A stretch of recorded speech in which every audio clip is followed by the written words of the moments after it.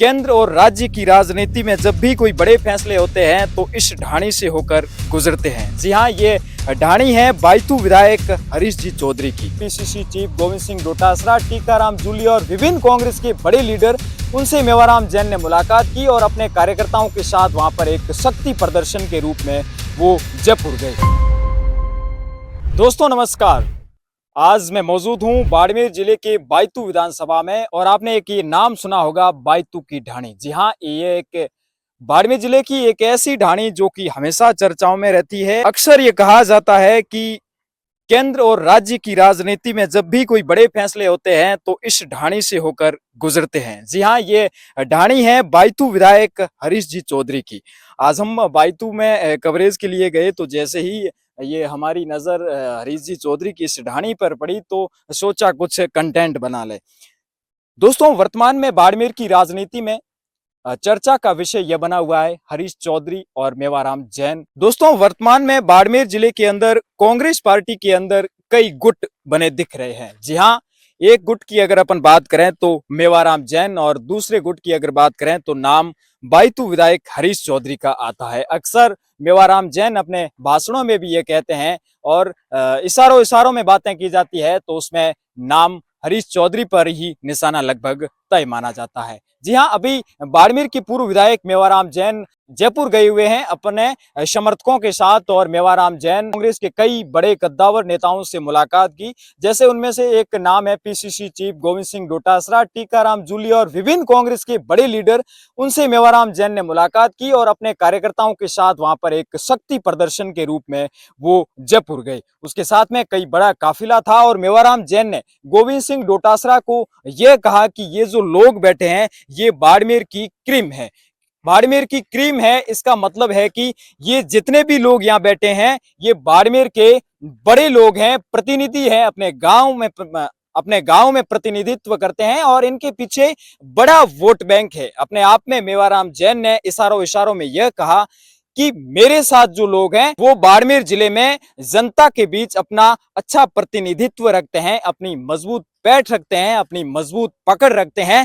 इससे शायद उन्होंने इशारों इशारों में डोटासरा को यह कह दिया कि अगर आप मुझे टिकट देते हैं या आने वाले नगर निकाय चुनावों में मुझे टिकट वितरण करने का अवसर देते हैं तो शायद कांग्रेस पार्टी को मैं बड़ी जीत दिला सकूं या कांग्रेस पार्टी को और अधिक मजबूत कर सकूं। अब अपन बात करें 2028 विधानसभा चुनाव की। जी हां, सबकी नजरें बाड़मेर की विधानसभा में है क्योंकि बाड़मेर विधानसभा के अंदर कांग्रेस के अभी कई सारे गुट है। एक गुट मेवाराम जैन का मान लें तो उधर से निर्मल सिंह दांता भी तैयारी कर रहे हैं और आजाद सिंह राठौड़ भी तैयारी कर रहे हैं।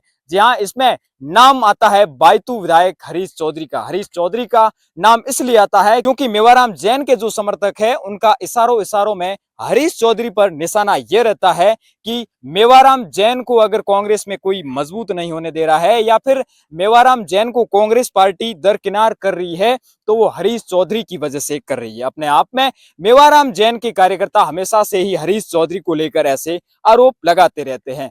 अब इसमें कितनी सच्चाई है ये तो हमें नहीं पता, आप ही कमेंट बॉक्स के जरिए बता सकते हैं। लेकिन अगर अपन बाड़मेर की राजनीति की बात करें तो वर्तमान में बाड़मेर की राजनीतिक गलियारों में एक बहुत बड़ी चर्चा और सस्पेंस है कि मेवाराम जैन आखिर किस बड़ी प्लानिंग में है, क्योंकि मेवाराम जैन का अचानक अपने समर्थकों के साथ जयपुर जाना, वहां पर शक्ति प्रदर्शन के रूप में जाना, ये अपने आप में ये एक बड़ा अहम शक्ति प्रदर्शन भी मान सकते हैं। मुलाकात के जरिए मेवाराम जैन आखिर क्या संदेश देना चाहते हैं या फिर बाड़मेर के लिए अगली पंचायती राज चुनाव में क्या कुछ बड़ी अगली क्या कुछ ऐसी सूचना हो सकती है जो जनता के लिए बहुत आकर्षक हो। फिलहाल हरीश चौधरी और मेवाराम जैन पर कांग्रेस पार्टी के जितने भी समर्थक है उनकी नजरें टिकी हुई है। और आपका इस पूरे मामले को लेकर क्या कहना है? क्या हरीश चौधरी मेवाराम जैन के लिए मुश्किल बन रहे हैं या फिर मेवाराम जैन यूं ही इसको अपना भ्रम मानकर हरीश चौधरी पर आरोप लगा रहे हैं? इन आरोपों में कितनी सच्चाई है हमें नहीं पता,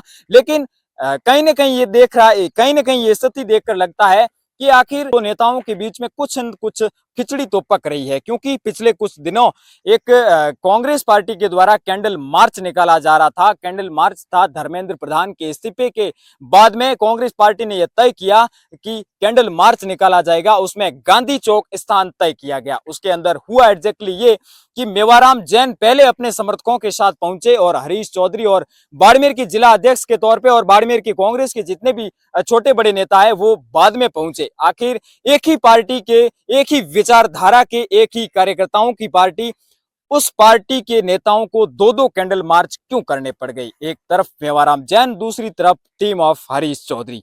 अब बाड़मेर की राजनीति पर आपका क्या कुछ विचार है, आप क्या कुछ सोचते हैं? कमेंट बॉक्स के जरिए हमें जरूर बताएं। बाड़मेर से दिलीप कुमार बेनीवाल की रिपोर्ट।